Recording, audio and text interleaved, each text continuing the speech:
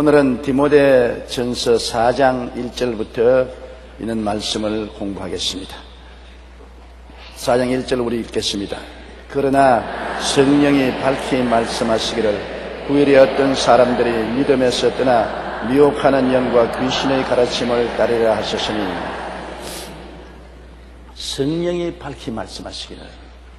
오늘날 하나님 나라를 전파하는 천국 사업의 총사령관은 성령이십니다.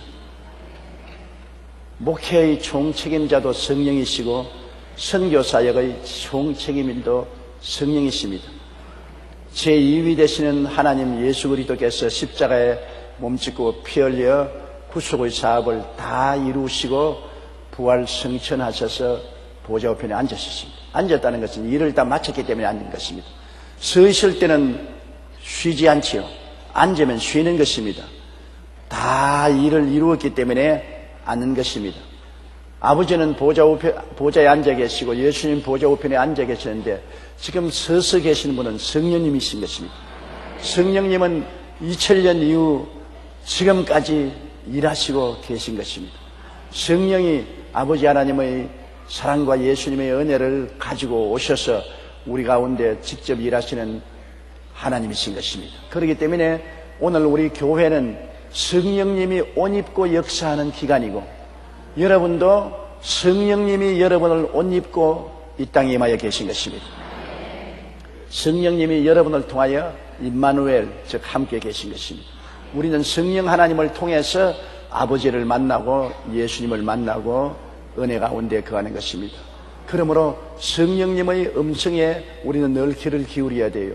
하나님의 말씀은 바로 성령을 통해서 우리에게 주시는 말씀인 것입니다. 성경을 읽을 때도 성령님의 가르침에 귀를 기울여야 되는 것입니다. 우리가 기도할 때도 성령이 우리 영 속에 고요하고 잠잠하게 말씀하시는 음성에 늘 귀를 기울여야 되는 것입니다. 우리 기도라는 것은 내 일방적인 독백이 아닙니다. 내가 자꾸 하나님께 달라고만 기도하는 기도가 아니고, 하나님 앞에 하나님의 음성을 경청하는 시간도 기도인 것입니다. 성령이 우리 영 속에 고요하고 잠잠하게 말씀하시는 음성에 귀를 기울이는 것도 우리 기도 생활의 중대한 부분인 것입니다. 여기에 바울 선생은 말씀하기를 성령이 밝히 말씀하시다. 성령이 희미하게 말씀하신 것이 아니라 밝히 말씀하셨다는 것은 굉장히 강조해서 말씀한 것입니다. 틀림없이 이루어질 것, 이것을 성령이 말씀하시기를 후일은 즉 오늘날 말세를 말하는 것입니다. 주님이 오시기 직전에 일어날 시대를 후일이라고 말하는 것입니다. 어떤 사람들이 믿음에서 떠나, 어떤 사람들, 어느 지적을 안 했습니다만 많은 사람들을 말하는 것입니다. 교회는 밀과 가라지가 같이 있다고 말하지 않았습니까? 교회는 하나님의 자녀들도 있고 마귀의 자녀들도 있습니다. 그러므로 그 중에 어떤 사람이라는 것은 교회에서 착실히 하나님 자녀가 되지 못하고 마귀의 자식으로 가라지가 되어 있는 이런 사람들이 교회 중에서 믿음에서 떠나 미혹하는 영과 귀신의 가르침을 따르다. 미혹하는 영, 속이는 영, 그 다음에는 귀신의 가르침을 따르라 했습니다. 우리가 속지 말아야 돼요. 더구나 신앙생활에 속으면은 영원히 인생을 망쳐버리고 마는 것입니다. 이 세상에도 사기꾼이 와갈거리잖아요. 요사이 인터넷을 통해서도 온갖 사기가 진행되고 있고, 우리가 어느 곳에 가나 사기를 당하지 않으려고 마음에 조심을 합니다. 물건을 사도 진짜인지 가짜인지 늘 마음속에 염두에 둬야 되는 것입니다. 사기꾼들이 많아요. 물질적인 사기꾼만 많은 것이 아니라 영적인 사기꾼들도 많습니다. 미혹해 하는 속이는 영에게 잡혀서 사기를 치는 사람들이 많아요. 우리가 속지 않으려면 진리를 굳세게 부여잡아야 되는 것입니다. 성부와 성자와 성신 삼위일체 하나님이 계신 것을 절대로 믿어야 되는 것입니다. 아버지만 계신다, 혹은 예수님이 아버지도 되시고 성령도 되신다, 그렇지 않으면 성령은 인격이 없이 그냥 영이 아니고 비물체적인 것이다. 이런 헛소리 하는 것을 들어서는 안 되는 것입니다. 우리가 굳세게 아버지와 아들과 성령 삼위일체 인격적인 하나님을 믿어야 되고, 우리가 예수 그리스도 제2위 하나님이 마리아를 통해서 이 세상에 오셔서 복음을 전하시고 우리를 위해서 십자가 대속 제물로 몸짓고 피 흘려 죽으심으로 우리를 대속하시고 무덤에 들어갔다 사흘 만에 부활해서 승천하여 보좌 우편에 앉은 사실을 확실히 믿어야 되는 것입니다. 예수님이 이 일을 다 이루신 것을 믿어야 됩니다. 예수님이 뭐 실패했다든지 예수님이 일을 다 이루지 못했으니 우리가 도와줘야 된다든지 그런 헛소리 하는 것을 속으면 안 돼요. 예수님은 다 이루시고 보좌에 앉으셨고, 그 다음에는 성령께서 오셔서 인격적인 하나님이 우리 가운데 운행하시고 역사하시고 계시다가 주님 오시는 날 교회를 데리고 승천하는 이 근본적인 진리를 우리가 확실히 알고 흔들리지 않으면 미혹해하는 영역에 미혹을 당하지 않습니다. 근본적인 진리를 확실히 잡고 못하기 때문에 속이는 사람들에게 귀가 기울여져서 속아 넘어간다고. 많은 사람들이 진리를 사랑하고 진리의 구석에 서지 못하고 마음이 둥둥 떠 있으므로 미혹을 당한다고. 가정생활도 주부가 남편을 사랑하고 자식을 사랑하고 가정을 사랑하는 마음 중심이 딱 잡혀 있으면 쓸데없이 밖에 나가서 사람들이 데이트하다 해도 눈이 그리 기울이면 안 되고 마음이 흔들거리면 안 되잖아요. 요사이 많은 가정주부들이 골프 연습장에 나가서 캐디 골프 연습 가르치는 선생하고 데이트한다 골프장에 가다가 낭패를 당하는 일들이 많습니다.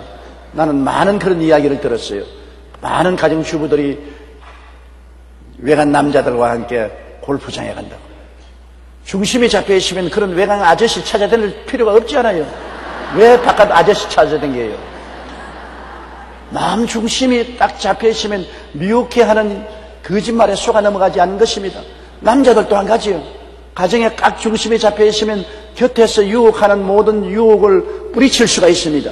중심이 흔들리고 허하기 때문에 그래요.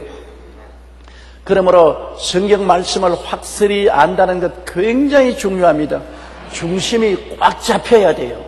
삼위일체 하나님을 믿고 구주 예수 그리스도가 육신을 입고 오셔서 십자가에서 우리를 대속하신 것을 믿고 죽은 지 사흘 만에 부활 성천에서 다 이루어서 예수를 믿기만 하면 구원하는 진리를 믿고 성령이 오셔서 교회를 세우시고 성령 안에서 우리가 신앙이 자라다가 하늘로 올라갈 것을 확실히 믿는 이 근본적인 신앙이 확실하면 헛된 소리 하는 것 딱 뿌리쳐버린 것입니다.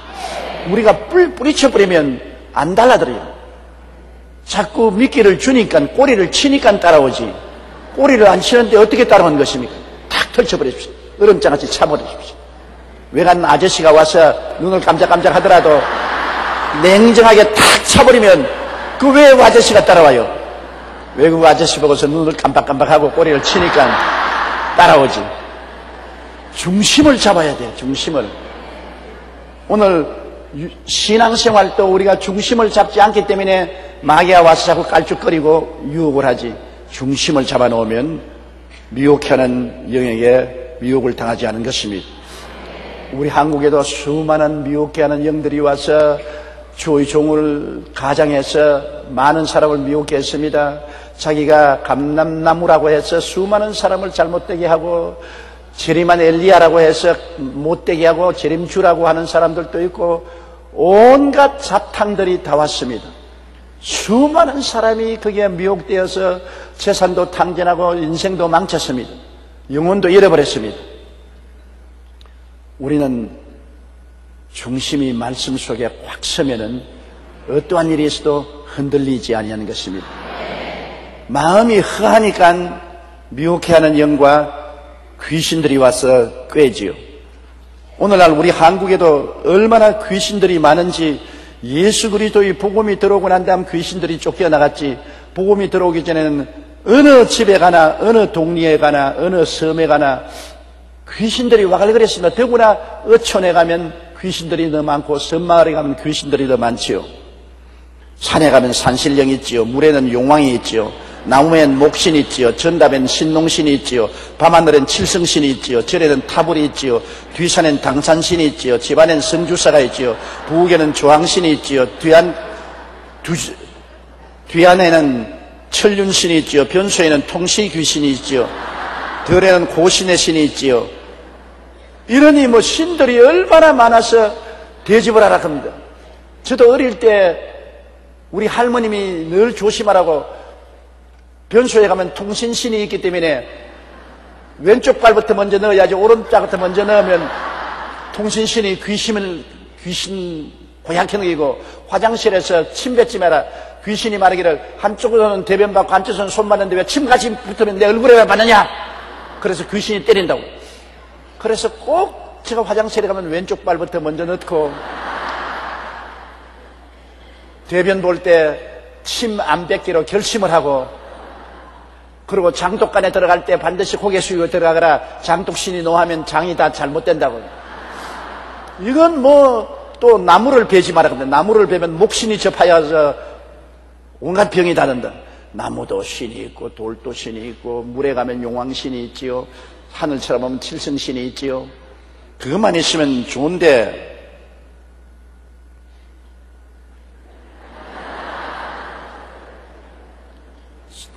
처녀가 죽으면 수살 귀신이 되고, 총각이 죽으면 몽달 귀신이 되고, 과부가 죽으면 원혼 귀신이 되고, 호라비가 죽으면 상투 귀신이 되어서, 이런 거 죽은 귀신들이 왜 그렇게 많아요?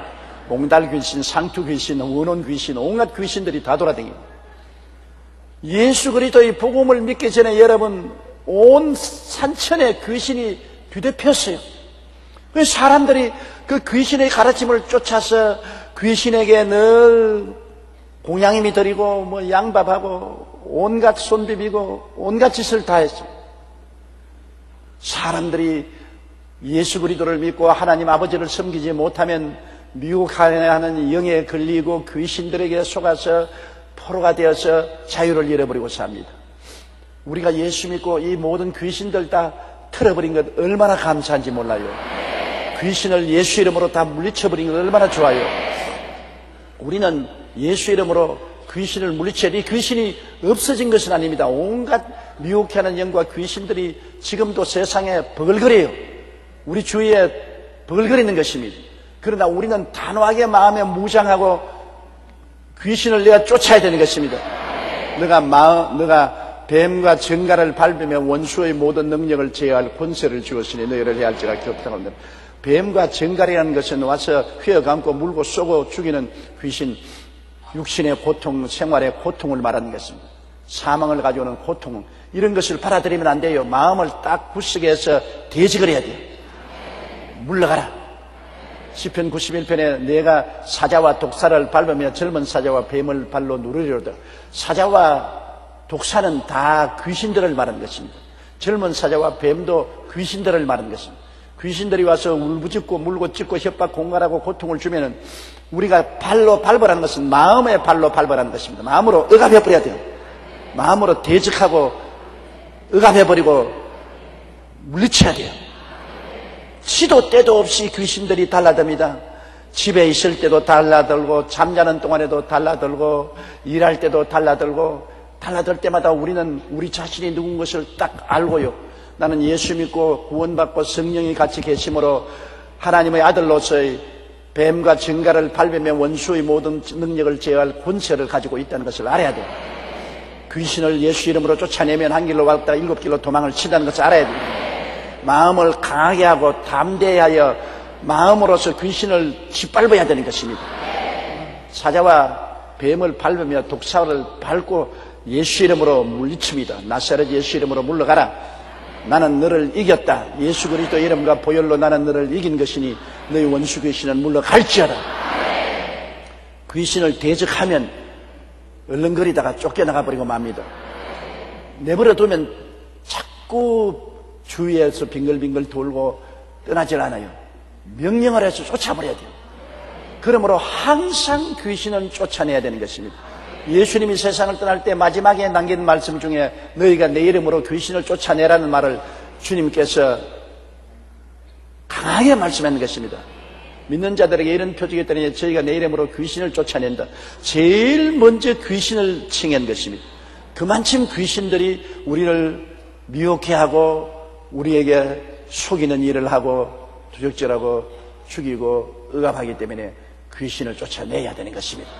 따라 말씀했어요. 원수 귀신아, 예수 이름으로 명하노니 물러가라, 떠나가라, 손을 떼라, 해방하지 말라. 나는 너를 이겼다. 그렇게 여러분 항상 귀신을 대적하기 바랍니다. 그래서 여러분의 영도 마음도 몸도 귀신의 억압에서 해방하고 자유스러워야 여러분이 올바른 신앙생활도 할 수 있고 세상 삶도 살아갈 수가 있는 것입니다. 어떤 사람들이 믿음에서 떠나 하나님의 말씀 중심에서 떠나서 미혹하는 영과 귀신의 가르침을 따르라고 하는 것입니다. 2절요. 자기 양심이 화인을 맞아서 외식함으로 거짓말하는 자들이라. 화인을 맞는다는 것은 뭐냐면 짐승들을 기른 목장에서 자기 짐승과 남의 짐승을 분별하기 위해서 쇠 벌거이 다루어서 쫙 찢어놓지 않습니까? 엉덩이에. 그런 거 봤죠? 영화에. 찢어놓으면은 그게 자기 목장의 소유라는 것이 표가 나죠. 옛날에 로마 시대는 종들을 등에다가 쇠로 찢습니다. 그래서 흠집을 만들어서 종인 것을 알게 만들어주는 것입니다. 그런데 양심을 불로서 찢은 것이 양심이 화인 맞았다. 양심은 부드러워서 성령의 음성을 전달하는 공명이 되는 것입니다. 양심이 고운 사람은 성령의 음성을 잘 듣고 죄에 대해서 민감한 것입니다. 양심이 죄가 오면 죄가 왔다. 죄를 지으면 너 잘못했다. 너 잘못된 길로 들어갔다. 돌이켜라, 돌이켜라. 사람에게는 이 양심이 바로 하나님이 주신 나침판인 것입니다.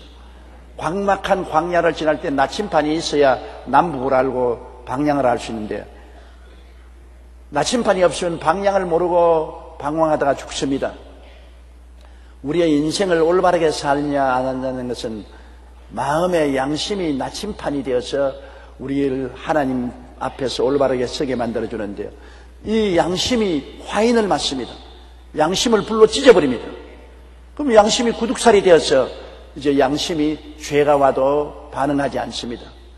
마귀가 와도 반응하지 않습니다. 성령이 꾸짖어도 반응하지 않습니다. 양심이 죽어버려요.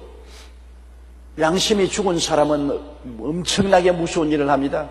살인을 하고도 조금도 후회하지 않습니다. 남의 물건을 훔치고 남을 짓밟고 못 살게 하고도 쾌감을 느끼고 조금도 후회하지 않습니다. 동물들은 양심이 없어요. 사자나 곰이나 늑대가 양심이 있습니까? 동물은 양심이 없어요. 그러므로 배가 고프면 아무나 잡아먹어요. 불쌍히 여기는 마음이 없지요. 분별력이 없습니다. 양심이 화인을 맞기 시작하면은 사회에 온갖 범죄가 만연하게 되는 것입니다.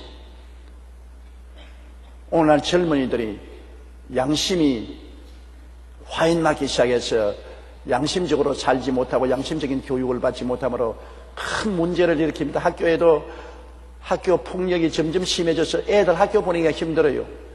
학교에 주묵제비가 있어서 애들을 괴롭히지 않습니다.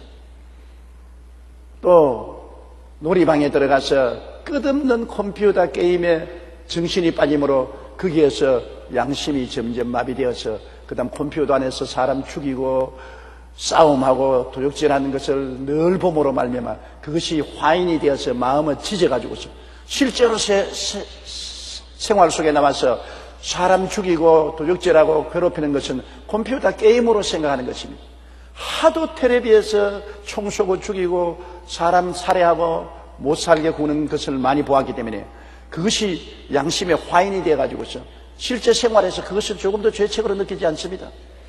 오늘날 세상에 어떻게 될는지 얼마나 주위 환경에서 양심을 화인 맞게 하는 일들이 많아서 사람들의 양심이 무디어지고 양심이 반응을 하지 않게 된 것입니다.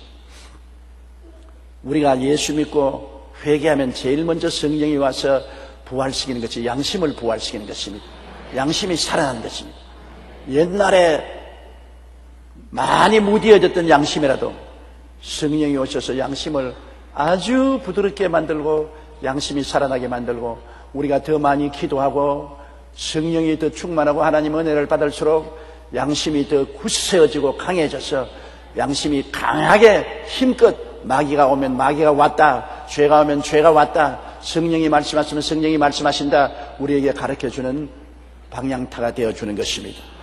자기 양심이 화인을 맞아서 외식하고 거짓말합니다. 양심이 화인 맞으면 외식합니다. 외식이라는 것은 가식한다는 말인 것입니다. 외식이라는 말은 인생의 배우가 된다는 것입니다. 실제는 아닌데 배우 노릇하는 것입니다. 가식하는 것입니다. 어느 정도 우리가 화장하는 것도 외식이지요. 사실은 화장을 안 하면 굉장히 보기 싫지요. 그러므로 화장을 꾸미지 않습니까? 여러 가지 화장품을 가지고서 화장을 하면은 외식을 하면 이뻐지고 좋아 보이는 것입니다. 그러나 외식은 오래 가지 못하여 화장은 꼭 지워지는 것입니다. 매일 저녁에는 화장을 지워야 되고 매일 아침 화장을 새롭게 해야 되는 것입니다. 가만히 아내하고 살아보면 재미있는 것이 많아요. 저녁에 다르고 아침에 다르거든요. 더구나 여러분 60이 넘어 보십시오. 화장 안 하면 눈 뜨고 못 봐요. 완전히 화장 안 하면 다른 사람입니다. 그렇게 다른 사람일 수가 없어요. 머리도 그렇고 얼굴도 그렇고 다른 사람인데 딱 아침에 1시간쯤 화장을 하고 난 다음 나오면 완전히 다른 사람이요. 그렇게 젊어 보이고 이뻐 보이고 생신해 보일 수가 없어요. 화장 그리고 옷이 날개라는 것 참말입니다. 화장하고 옷을 날개로 입는 것이 가식이지요. 외식이지요. 진짜로 다 벗어 제껴버리면 정말 볼 수가 없지요. 그러므로 아들나 며느리 장가 시집 보낼 때 선볼 때 전등불 밑에서 보면 안 돼요. 햇빛 밑에서 봐야 진짜가 보이지. 화장해서 전등불 밑에 보이면 전부 다 선난 선녀로 보이고 천사로 보이는 것입니다. 그러므로 인생도 그와 같이 가식을 합니다. 사실이 아닌데 사실을 하지요. 가식을 해서 뭐 학인이 지위니 명예니 권세니 지연이니 학연이니 가문이니 이런 걸 가지고서 몸에 줄을 달아서 가식을 하는 것입니다. 속이 다르고 겉이 다르게 되는 것입니다. 오늘날 사람들이 너무나 가식을 하기 때문에 진짜 사람을 보기가 굉장히 힘이 드는 것입니다. 진짜 사람을 보려면 상당히 오랫동안 같이 있어야 진짜가 나타나는 것입니다. 짧은 동안에는 여러분 외식하고 가식하는 것을 감출 수 있지만은 오랜 세월이 지나면은 외식과 가식은 다 드러나는 것입니다. 그런데 양심이 화인 맞은 사람들은 사람들을 속이기 위해서 사람들을 자기 손아귀에 넣기 위해서 자기를 가식하지 않습니다. 외식하고 가식하는 일을 많이 하는 것입니다. 그러므로 양심대로 하지 않고 외식하고 거짓말하는 것입니다. 외식하는 것은 내적인 것을 감추는 것이고 그리고 또 감추니까 거짓말하게 되잖아요. 이 세상에 외식을 하는 사람들이 거짓말을 떡먹듯이 하지 않습니까? 여러분 다단계 판매하는 사람들 화려하게 꾸며놓고 사람들을 불러다가 다단계 사업을 해서 일약 천금을 하고 막 돈 부자가 되었다는 이야기를 듣게 하고 거짓말을 해서 뭐 퇴직금 받은 돈이나 집 한 돈 다 가지고 넣게 해서 손 털고 거지되게 만드는 이런 일들이 많지 않습니까? 그러므로 오늘날 외식하는 가식하는 사람들과 거짓말하는 것에 우리가 속아 넘어가지 않기 위해서는 언제나 말씀의 구석에 서야 되는 것입니다. 탐욕을 없애면 그곳에 빠지지 않은 것입니다. 우리가 외식하고 거짓말하는 사람에게 넘어가는 것은 우리 마음속에 탐욕 때문에 그런 것입니다. 분수를 띄워넣으면서 순식간에 큰 부자가 되고 큰 유익을 얻으려고 하는 마음이 있기 때문에 언제나 그게 걸려 들어가는 것입니다. 외식하고 거짓말하는 사람들이 언제나 낚싯바늘에 뭘 꼈냐? 탐욕을 딱 깨놓고 있어요. 욕심을 깨놓고 있어요. 그러면 이 탐욕의 욕심에 칵 물면은 착 치면은 다 잃어버리죠. 다 날아가는 것입니다. 저는 이 외식하는 사람들의 거짓말에 걸려서 당신가산하는 사람 많이 봤습니다. 우리 친척 중에 한 사람이 남편이 퇴직한 퇴직금을 가지고서 있다가 철도가에 갔는데 무슨 물건을 가지고 이 물건을 사면은 당장 10배로 이익을 본다. 몰래 미군 부대에서 나오는 물건인데 이것을 특별한 사람에게 판다고 그에 속은되고 당신에게만 말해주는 것이니 다른 사람에게 말하지 말라고. 이거 당장 당신이 안 사면은 다른 사람에게 산다고. 그래서 남편 퇴직금을 다 와서 주고 몽땅 그 물건을 샀는데 나중에 그 물건을 오니까 가짜도 진짜 가짜야. 완전히 버림받은 물건이요. 가치가 하나도 없어. 완전히 거지가 되어서 땅에 주저앉아 통곡을 하고 우는 것을 보았습니다. 그 왜 속아 넘어갔느냐? 마음속에 순식간에 부자가 되고 싶은 탐욕이기 때문에 그렇습니다. 여러분, 인생을 살면서 땀 흘려 수고해서 돈 번다는 것은 믿을 수 있지만은 수고하지 않고 순식간에 일확천금을 한다는 말은 믿지 마세요. 그런 일 없습니다. 땀 흘리고 수고하지 아니하고 순식간에 거둔다는 것은 거짓말인 것입니다. 무엇으로 심든지 그대로라 심고 수고해서 거두는 것이지, 심지도 않고 수고도 하지 않고 순식간에 야방으로 일확천금을 한다고 생각하는 것은 거짓말인 것입니다. 그러므로 탐욕만 없으면 안 속아 넘어가요. 욕심이 잉태한 즉 죄를 낳고 죄가 장성한 즉 사망을 낳죠. 욕심이 잉태하지 아니하면 속아 넘어가지 않는 것입니다. 자기 양심이 화인을 맞아서 외식함으로 거짓말하는 자들이라. 3절요. 혼인을 금하고 어떤 음식물은 먹지 말라 할 터이나 음식물은 하나님이 지으신 바니 믿는 자들과 진리를 아는 자들이 감사함으로 받을 것이니라. 이제 말세가 와서 주님 가까이 오실 때 가까이 오니까 혼인하지 말라. 제가 서대문에서 목회할 때도 그렇게 주장하는 사람이 삼각산에 있었어요. 이제는 주님 오실 날이 가까이 오니까는 아들, 딸, 시집 장가 보내지 말고 혼인도 하지 마라. 이제는 거룩하게 살기 위해서 혼인하지 않고 살아야 된다. 어떤 자매님 나하고 전화를 했는데 자기는 결혼해서도 남편하고 딴 방을 쓴다. 왜 그러니까 주님 오실 날이 가까우니까 거룩하게 되기 위해서 딴 방을 쓴다. 그러면서 날 보고 목사님도 딴 방 서라고 내가 혼을 내주었습니다. 왜 그러냐? 어디에 거룩하기 위해서 딴 방 서란 말이 어디 있느냐? 딴 방 설 바야 왜 주님께서 아담을 지으시고 갈비뼈를 취해서 하와를 지으시고 두 사람이 연합하여 한 몸이 되라고 말했느냐? 남자가 그 부모를 떠나 여자와 연합하여 한 몸이 될지라고 말했느냐? 결혼은 하나님이 정하신 것이요 하나님이 축복한 것인데 결혼을 하지 말라는 것은 하나님의 뜻에 반대하는 것이 아니겠는가? 물론 내가 하나님의 소명을 받아서 평생을 주님께 바치겠다고 나온 특별한 사명을 받은 사람은 특별한 사명을 받았으니까 그렇죠. 일반 사람들이 결혼 안 하면 인구가 줄어들고 나라가 없어질 건데 어떻게 할 것입니까? 하나님께서는 모든 사람들이 특별한 소명을 받은 사람 이외에는 남자는 장가가고 여자는 결혼해서 자녀를 낳고 기르고 하늘나라를 열심히 받들고 섬기도록 원하는 것이 아버지의 뜻인 것입니다. 그러므로 거룩하게 되기 위해서는 혼인을 금해야 된다. 이건 거짓말인 것입니다.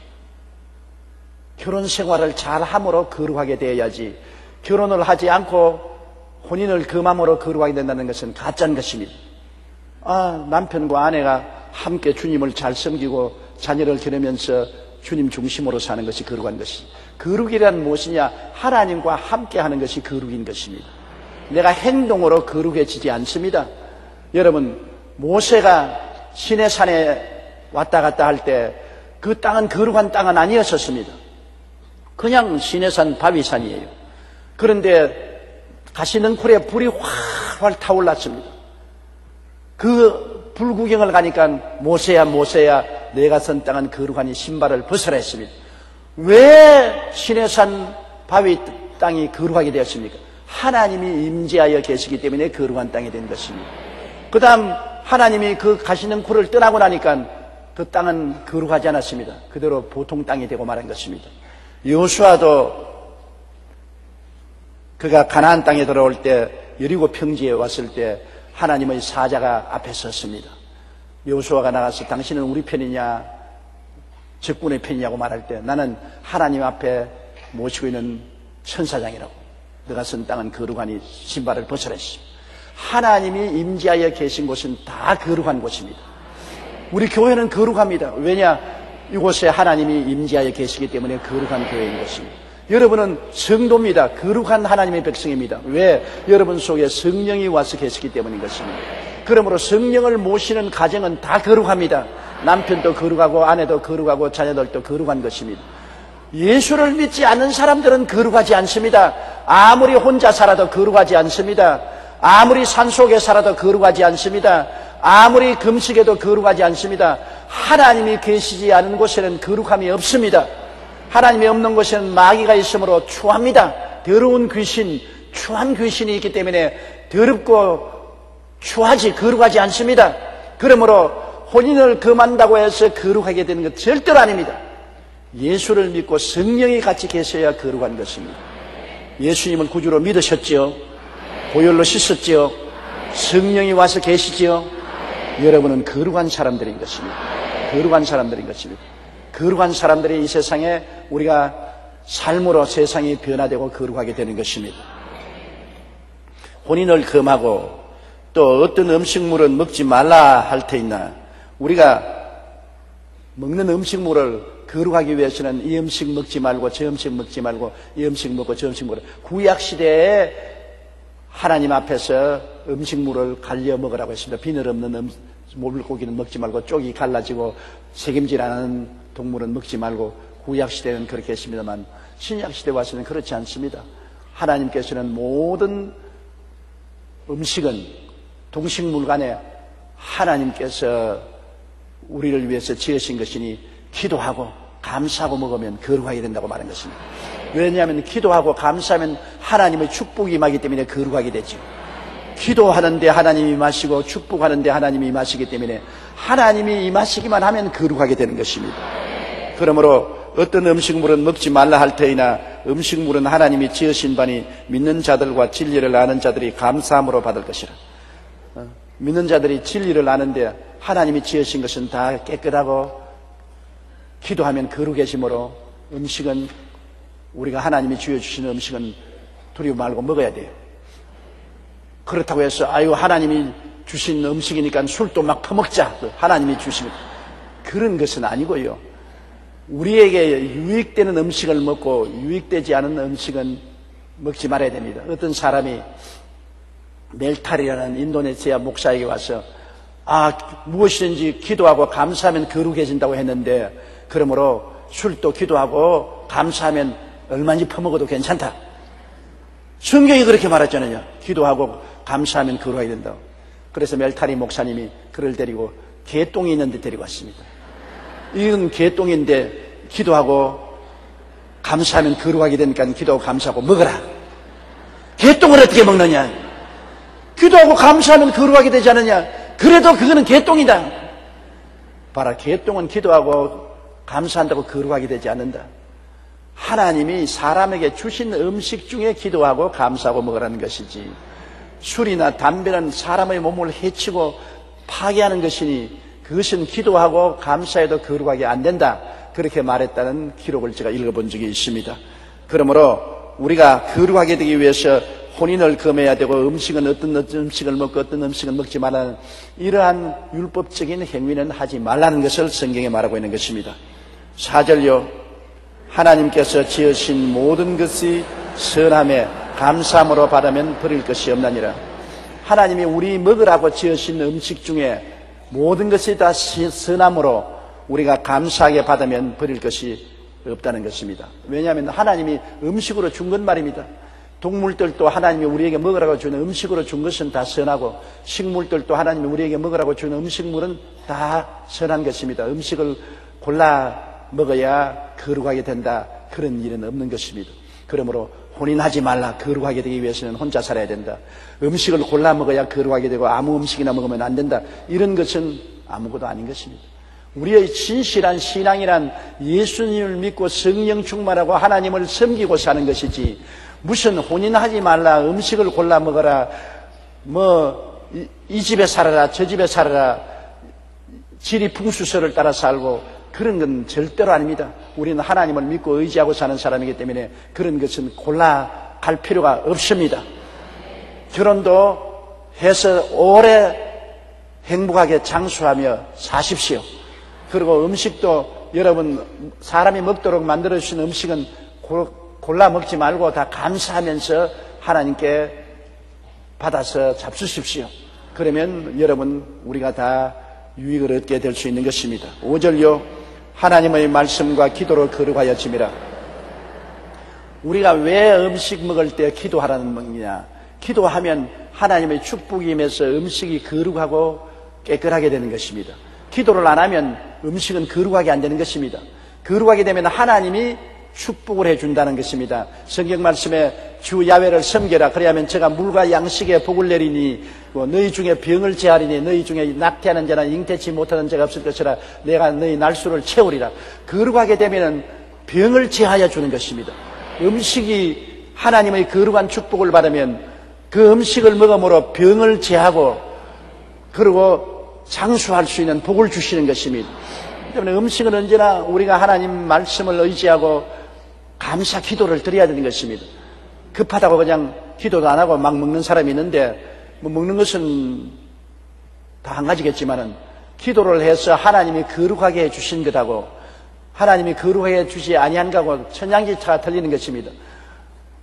일본의 물박사의 그 글을 보면은, 물을 병에다가 콧보에다가 넣어놓고 난 다음 물을 보고, 얘 나쁜 놈아, 미워한다, 나는 너를 아주 죽이고 싶다, 그러면 사진을 찍었는데 물이 어그러져서 흉악하게 되어버리고 말아요.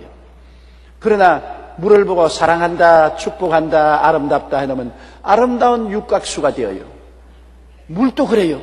그래서 사람이 호숫가에 앉아서 호수를 보고 막 욕을 하고 미운 말을 하고 저주를 하고 아주 분탕질을 하면 호수물 전체가 어그러지고 흉악하게 되어요.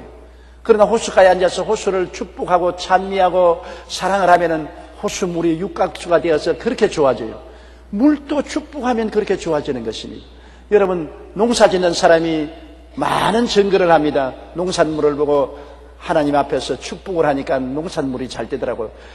소도 찬송가를 들려주니까 젖소에 젖이 더 잘 나오고, 닭에게 찬송가를 들려주고 축복을 해주니까 계란을 잘 낳고, 오렌지를 키우는데 오렌지 나무마다 예수님 이름으로 축복을 해주니까 오렌지가 벌레 먹지 않고 아주 충실한 오렌지가 되더라고요. 음식물도 우리가 축복을 해주면 병이 다 사라지고 저주가 사라지고 축복으로 넘치게 되는 것입니다. 만물은 하나님이 지으시기 때문에 사랑의 응답을 합니다. 여러분 집에서 키우는 화초도 사랑한다, 나는 너를 좋아한다, 이쁘다 하면, 그러나 이놈의 꽃, 이거 왜 이 꽃을 갖다 놨노? 이거 보기도 싫은데 이거 치워버려라. 왜 꽃을 갖다 놨노? 향기도 좋지 않고. 그러면 꽃이 굉장한 변화가 다가오는 것입니다. 사람들도 마찬가지입니다. 몸이 허약한 사람에게 얼굴빛이 참 좋으네요, 건강하게 되는가 봅니다, 정말 좋아졌네요, 그러면 굉장한 힘이 솟아오르고 더 좋아집니다. 그런데 허약한 사람을 만나가지고서 아이고 얼굴이 왜 이 모양이야, 아이고 죽을란가 봐, 아이고 너무나 허약하게 보여, 큰일 났구나, 병원에 빨리 가보시오. 그러면 생사람 잡아요. 그 자리에 죽어요 그냥. 우리가 축복하는 축복으로 축복이 임하고 우리가 저주하는 저주로 저주가 임하는 것입니다. 그렇기 때문에 제가 이 자리에 있으면 예수 이름으로 축복을 하고 서로 예수 이름으로 축복을 나누고 저를 축복해 달라는 것은 축복함으로 그 축복이 임하기 때문인 것입니다. 우리의 말로 살리고 죽일 수가 있는 것입니다. 하나님의 축복도 우리가 묶으면 하늘에서도 묶이고 풀면 하늘에서도 풀리는 것입니다. 그러므로 음식을 두고서 우리가 사랑하고 기뻐하고 축복하면 음식물에 전부 육각수가 생겨나고 거룩하게 되고 건강하게 되는 것입니다. 사람은 여러분 우리 몸의 60% 이상이 물로 되어 있는 것입니다. 식물들도 거의 물로서 되어 있는 것입니다.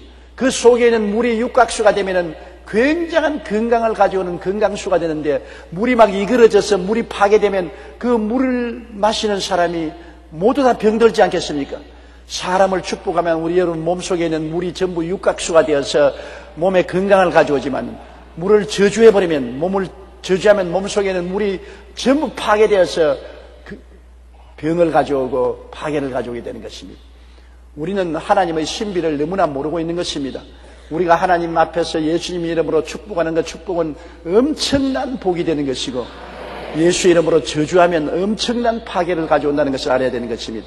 그러므로 절대로 말로서 우리 자녀들을 저주하지 말아야 되고, 욕하지 말아야 되고, 남편도 욕하지 말고 아내도 욕하지 말아야 돼요. 무서운 저주가 다가오는 것입니다. 언제나 우리 입을 열어 축복을 하십시오. 축복을 하면 내게도 축복이 오고 상대에도 축복이 오는 것입니다. 그러므로 하나님의 말씀과 기도로 거룩하여지는데, 하나님 말씀을 생각하고 기도하면은 물도 거룩해지고 음식도 거룩해지고 사람도 거룩해지고 환경도 거룩해지는 것입니다. 그러므로 집에서 가정예배로 찬송을 부르고 말씀을 읽고 기도하면 온 가정의 분위기가 거룩하게 되는 것입니다. 뭐 가정예배 본다고 무슨 좋은 일이 있겠냐? 그렇지 않아요. 온 가정이 거룩하게 되면 하나님의 축복이 임하여주고 병이 떠나가는 것입니다. 거룩한 곳에 병이 있지 않습니다. 병이 떠나가고 사탄이 떠나가는 것입니다. 찬송을 부르고 말씀을 읽고 기도하면은 그것이 훌륭하게 못하고 시원찮게 한 것이라도 찬송과 기도와 말씀으로 온 가정이 거룩하게 되고 하나님의 축복이 임하시게 되는 것입니다. 그 다음 6절요. 내가 이것으로 형제를 깨우치면 그리스도 예수의 좋은 일꾼이 되어 믿음의 말씀과 내가 따르는 좋은 교훈으로 양육을 받으리라. 바울 선생께서 디모데에게 부탁한 대로 이와 같은 일들을 가르치라는 것입니다. 여러분 지역장, 구역장들은 이런 것을 알고 가르쳐야 돼요. 꼭 사람들에게 경건에 이르기 위해서, 거룩하게 되기 위해서는 육신적인 훈련이나 음식을 골라 먹거나 무슨 특별한 의식을 베풀거나 그런 것이 아니라는 것을 알고, 경건에 이르는 것은 죄를 회개하고 예수님 믿고 기도하고 성령으로 충만하고 말씀을 믿고 순종하는 것이 경건에 이른다는 이런 것을 가르쳐 줘야 되는 것입니다. 그리고 하나님이 만든 모든 것은 선하니까 선한 것을 감사함으로 받아들이고 말씀과 기도로 모든 것이 거룩하게 되고 선하게 되고 아름답게 된다는 것을 가르치고, 올바르게 가르쳐야 되는 것은 선생을 잘 만나야 제자들이 훌륭한 제자가 되지, 정말 잘못된 선생을 만나 놓으면 제자들이 형편없이 되잖아요. 훌륭한 지역장, 구역장 밑에 있는 구역원들은 좋은 교훈을 받고 좋은 교육을 받아서 훌륭한 성도가 되지만은, 지역장, 구역장이 엉터리가 되면은 교인들이, 지역 구역원들이 전부 엉터리가 되는 것입니다. 더구나 주의 종이 정말로 하나님 중심으로 서서 말씀을 잘 가르치면 성도들이 올바르게 선 신앙인이 되고 영혼이 잘 되고 범사에 잘 되며 강건한 훌륭한 크리스찬이 되지만은, 목사가 엉터리면 교인들이 다 망해지고 마는 것입니다. 그러므로 내가 이것을 형제를 깨우치며 예수의 좋은 일꾼이 되어 믿음의 말씀과 내가 따르는 좋은 교훈으로 양육을 받게 하라. 말씀과 좋은 교훈으로 성도들을 가르치는 것 얼마나 좋은지 모릅니다. 어머니가 자녀들의 건강을 생각하고 아침 음식의 메뉴도 짜고 점심도 짜고 저녁도 메뉴를 짜서 골고루 먹어서 건강이 되도록 하면 모두 다 병들지 않고 영양이 충실하고 잘 자라지 않습니까? 그러나 어머니가 싫다고 아무거나 해가지고서 먹든지 말든지, 배고프든 먹어라, 배 안 고프면 먹지 마라 내버려 놓으면 편식을 하게 되는 것입니다. 그래서 피자나 자꾸 갖다 주고, 그렇지 않으면 요사이 말하는 핫도그나 자꾸 먹이고, 음식하기 싫어서 편식을 시켜놓으면 살이 찌고 병들고 영양부실이 되고 나중에 건강을 망치게 되지 않는 것입니까? 어머니의 요리 솜씨가 가정의 건강에 절대적인 요건이 되는 것처럼 교회 주의 종들의 말씀을 올바르게 전하고 올바른 교훈을 주는 것이 성도들의 신앙의 건강의 절대적인 요소가 되는 것입니다. 편식을 시키면 안 됩니다. 한 가지로 집중 편식을 시키면 안 되고 골고루 먹어야 되는 것입니다. 말씀으로 충만하고 은혜로 충만하고 믿음으로 충만하고 헌신과 봉사로 충만하고 다 골고루 먹어서 훌륭한 신앙으로 자라야만 되는 것입니다. 7절요. 망령되고 허탈한 신화를 버리고 경건에 이르도록 내 자신을 연단하라. 말씀을 떠난 헛된 신화를 따라가면 안 되는 것입니다. 어떤 사람들이 환상을 보니 이렇더라, 계시를 보니 이렇더라, 하나님의 음성을 특별히 들으니 이렇더라. 말씀은 제껴놓고 계시만 받으러 따라다니는 사람들이 많습니다. 헛은 신화 같은 소리에 귀를 기울이면 안 돼요. 우리의 신앙의 안내는 성경인 것입니다. 하나님이 성경을 완성해 주셔서 성경 밖으로 나가지 말라고 하시는 것입니다. 하늘에서 온 천사라도 성경이 가르치는 말 이외에 다른 말을 말하면 저주를 받을 것입니다. 그건 천사가 아니라 천사를 가정한 사탄인 것입니다. 그렇기 때문에 말씀에 써야 되는 것입니다. 오늘날 하나님은 말씀을 통해서 우리를 찾아오는 것입니다. 성령도 말씀을 통해서 우리에게 찾아오는 것입니다. 그러므로 말씀의 구석에 써야 돼요. 오늘 내가 편지를 한 통 받았는데 구라파에서 온 어느 자매님이 편지를 하는데 남편하고 약혼자하고 지금 결혼하기 전에 있는데 자기가 꿈을 꾸는데 꿈에 약혼자 집에 가니까 약혼자가 자기를 데리고 문 밖에 나와서 하늘을 쳐다보는데 하늘에 세 분이 구름을 타고 있더랍니다. 두 분은 천사고 한 사람은 누군가 하고 쳐다보니까 남편의 말이 조용기 목사다. 그 구름 위에 천사 두 사람하고 조용기 목사가 서 있는데 천사 두 사람이 내려와서 자기들에게 여러 가지 교훈과 훈령을 주더라는 것입니다. 그런데 자기가 조 목사가 아직 죽었다는 소리 못 들었는데 왜 구름 위에 천사와 같이 떠 있냐, 선지자와 사도들과 함께 공중에 구름에 떠 있느냐, 이상하다. 그렇게 편지를 해왔어요. 저게 자, 나는 번연히 살아있는데 내가 벌써 죽어서 구름 타고 있으면 큰일 났지 않습니까? 그런 편지를 받았다고 해서 내가 구름 탔다고 허탄한 자랑에 빠진다면 큰일 나지 않겠습니까? 제가 예를 들어 말해서 그런 것입니다. 누가 환상을 보았다, 계시를 보았다, 특별한 하나님의 은총을 베푼다, 그런 말에 속아 넘어가면 안 되는 것입니다. 우리의 믿음은 오직 예수 그리스도의 십자가에만 의지해야 되는 것입니다. 십자가 없이 우리는 아무것도 아니에요. 우리가 뭘 잘한 것이 있습니까? 지은 것 죄밖에 없는데 예수 십자가 보혈을 통해서 구원을 받았어. 그리스도의 은혜로 천국 가는 것이니 구름에 떠 있는 것이 아니라 우리는 지금 그리스도 안에서 믿음으로 보좌에 앉아 있는데 구름에 뜰 필요가 어디 있어요? 보좌에 앉아 있는데. 우리 다 그리스도 안에서 보좌에 앉아 있으니 앉아나 서나 자나 깨나 예수님밖에 없는 것입니다. 예수님만 우리 눈에 보이고 예수님만 자랑해야지, 예수님 밖에 나가서 어떠한 특정인을 자랑한다든지 특정인이 잘났다 못났다 하면 잘못된 것입니다. 그러므로 망령되고 허탄한 신앙입니다. 망령된 신앙, 허탄한 신앙을 가지려고 하면은 말씀을 떠나서 자꾸 꿈이나 환상이나 계시를 쫓아가는 일을 하면 안 되는 것입니다. 그렇다고 꿈이나 환상이나 계시를 무시하라는 것이 아닙니다. 말씀에 적합할 때는 받아들이고 말씀과 어긋났을 때는 그냥 틀어버려야 되는 것입니다. 모든 잣대는 말씀에 있는 것입니다. 하나님 말씀의 가르침에 적합하면 참고로 받아들이고 말씀에 적합하지 않으면 그냥 틀어버려야 되는 것입니다. 우리에게 가장 확실한 안내는 말씀인 것입니다. 확실한 진리는 말씀이요, 확실한 깨달음은 말씀에 있는 것입니다. 그렇기 때문에 성경을 공부하고 성경을 읽고 성경을 묵상하는 것이 가장 중요한 것입니다. 그러므로 망령되고 허탄한 신화를 버리고 경건에 이르도록 내 자신을 연단하라. 우리가 경건하게 되는 것은 하나님과 함께 있는 것이 경건한 것입니다. 우리가 말씀을 열심히 읽고 묵상하고 기도 많이 하고 그리고 열심히 사랑으로 섬기는 일을 하는 이러한 경건의 훈련을 하는 것은 우리에게 굉장한 도움이 되지, 허탄한 꿈이나 환상 이야기나 하고 꿈이나 환상 들으러 천지로 돌아다니고 예언하는 사람 찾아간다고 산이나 들로 허덕이고 하는 것은 굉장히 위험하기 짝이 없는 것입니다. 우리가 말씀에 서고 기도 열심히 하고 사랑으로 봉사하고 경건에 이른 사람이 제일 좋은 신앙생활을 하는 사람인 것입니다. 8절요. 육체의 연단은 약간의 유익이 있으나 경건은 범사에 유익하니 금생과 내생의 약속에 있느니라. 육체의 연단은 육체적으로 호행을 하는 것을 말하는 것입니다. 장기간 금식을 한다든지 육체적으로 사람들을 만나지 않고 혼자 고독하게 있다든지 이렇게 육체를 호행을 통해서 신앙을 얻어보려고 하는데 전혀 유익이 없는 것이 아니라 유익은 있어도 조금밖에 없다는 것입니다. 큰 유익이 육체의 고통을 통해서 오는 것은 아닙니다.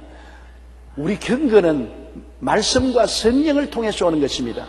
말씀을 깊이 이해하고 깨닫고 성령으로 충만하여 기도하고 사랑으로 봉사하는 이런 것이 경건이 오는 것이지, 내가 육체를 쳐서 괴롭히고 오랫동안 장기간 금식하고 장기간 사람들을 안 만나고 고독하게 지나고 육체적으로 괴로움을 줌으로 경건에 이르려고 하는 것은 어느 정도 조금은 이익은 있을지 몰라도 큰 유익은 없어요.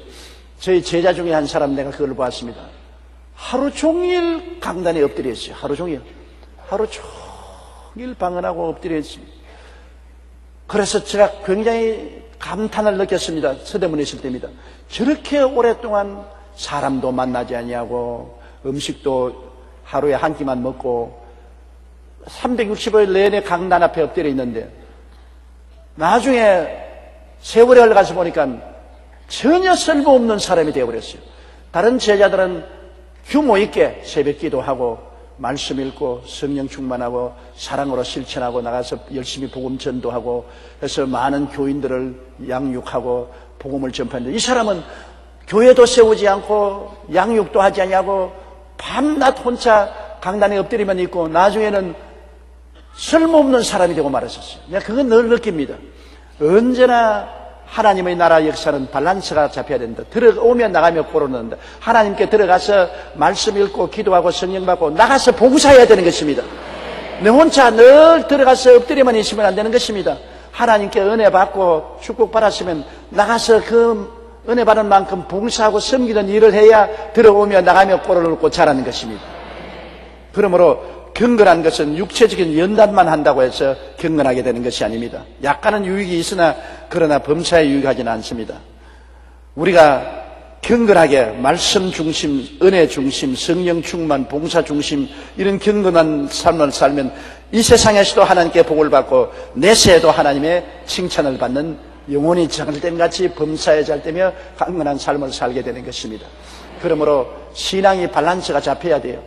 나는 전에 어떠한 사람이 남편하고 싸우는 것을 봤는데, 내가 기숙사에 있을 때였습니다. 제가 신학교 다닐 때 강의 받으러 가는데 기숙사 한 방에서 요란한 소리가 나서 내가 기숙사 구멍을 딱 뚫고 들여다봤어요. 보니까 광주에서 온 우리 동창생 기숙사 방인데, 거기에 보니까 그 남자가 광주에서 왔어요. 그 부인은 천년왕국에 들어간다고 천년성에 가 있는 부인입니다. 그 남편이 그 부인하고 그 광주에서 내 동창생 방에서 이야기를 하는데, 남편이 여보, 당신이 교회 가는 건 내가 못 가라 하는 건 아닙니다. 말씀 읽고 기도하고 찬양하는 거 좋아요. 그러나 남편도 버리고 자식들이 엄마 찾는다고 밤낮 울고 부러지고 어린 아이들을 두고서 당신만 구원받겠다고 천년성으로 들어가면 어떻게 합니까? 나는 직장에 나가야 되는데 애들 코 흘리는 애들을 집에 두고 직장에 나갈 수도 없고 온 가정이 파탄에 이르렀으니 이것이 예수님의 구원이 될 수가 없지 않습니까? 주님이 오시는 것은 우리 다 구원하야지, 당신만 구원받고 나나 자식들은 다 이렇게 파멸을 당하면 어떻게 하겠습니까? 그러므로 당신이 교회 우리 집에 내려와서 애들 돌보고 주부 노릇 하면서 열심히 주를 섬기는 건 내가 막지 않습니다. 제발 좀 밸런스를 잡으시오 하니까 와, 딱 부인이 앙칼진 소리로 나는 썩어질 세상을 따라가지 않는다. 당신도 나와 상관없고 자식들도 분토와 같이 버렸다. 나는 내 혼자 정말 천국을 찾기 위해서 모든 것을 버리고 주님을 따라간다. 남편이 울고서 사정을 하고 부인은 고함을 치고 하는 것을 보고 제가 얼어붙듯이 섰습니다. 내가 장차 목사가 되어서 양무리를 저렇게 잘못 교육하면 어떻게 되겠는가? 신앙이라는 것은 이 땅에 살면서 나만 천당받는 것은 신앙이 아닌 것입니다. 내 이웃을 내 몸같이 사랑하라. 내가 예수를 믿고 하나님의 은총을 받았으면 그 은혜와 사랑으로 남편과 자식, 아내와 자식들을 사랑하고 돌보아주는 것이 신앙인 것입니다. 그게 참된 경건이에요. 남편이 아내도 자식도 다 버리고 나 혼자 하나님께 헌신한다고 돌아다니면 그 잘못된 신앙입니다. 자기의 친족을 돌보지 않은 자는 믿지 않은 자보다 더 악하다고 성경이 말한 것입니다. 하나님을 중심으로 섬기고 하나님 사업을 하되 자기의 아내와 자식들을 동시에 돌보고 또 남편과 자식을 동시에 돌보고 함께 살아야지요. 자기만 잘 살겠다고 하면 어떻게 되는 것입니까? 안 되지요. 함께 살아야 되는 것입니다.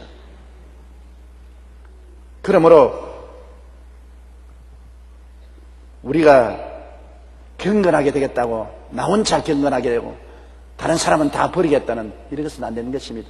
우리는 함께 살아야 되는 것입니다.